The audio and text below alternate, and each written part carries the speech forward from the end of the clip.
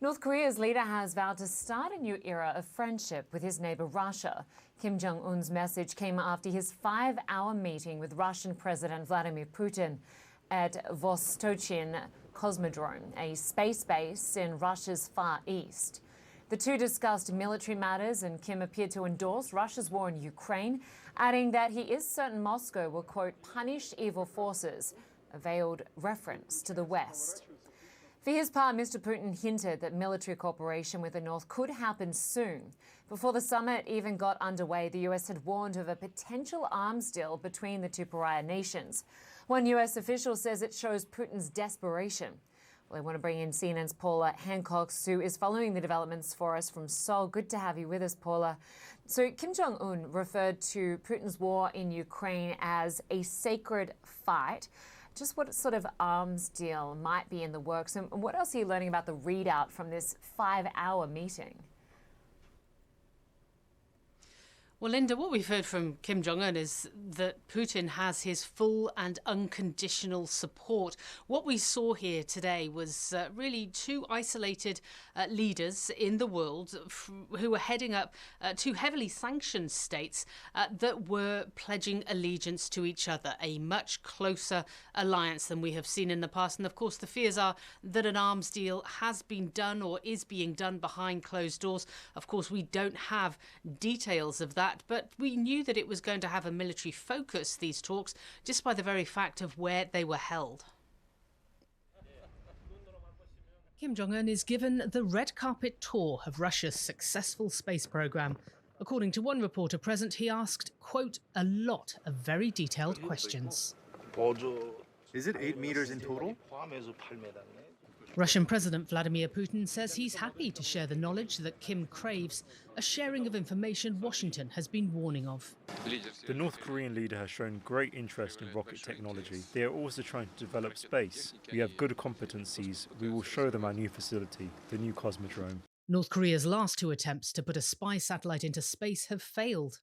Putin showed Kim his presidential limousine, manufactured by Russian luxury automaker Aurus, reminiscent of former US President Donald Trump showing off the beast to Kim during friendlier times in Singapore. Kim praised Putin for standing up against hegemonic forces, a thinly veiled swipe at the United States and the West, even appearing to toast Russia's war in Ukraine. I firmly believe that the Russian military and people will inherit the shining tradition of victory and demonstrate their dignity and honor on the front line of military operation. US and South Korean intelligence predict an arms deal including North Korea providing Russia with much-needed ammunition to use in Ukraine. The symmetry in their weaponry means certain ammo could be used immediately by Russia.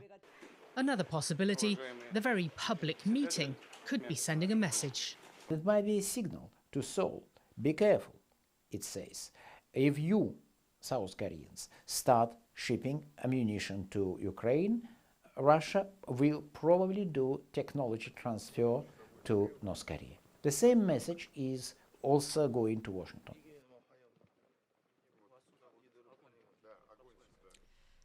Now, there were no press conferences, there were no statements at the end, written communiques. We certainly didn't expect anything like that from these two leaders. So it's really now up to the US, to Seoul, to Tokyo, to those who have a vested interest in what happened here to try and figure out exactly what kind of deal may have been done behind closed doors. But what they do know is an assumption that whatever deal is done by these two leaders is not likely to be good news for the US and its allies. Lynda?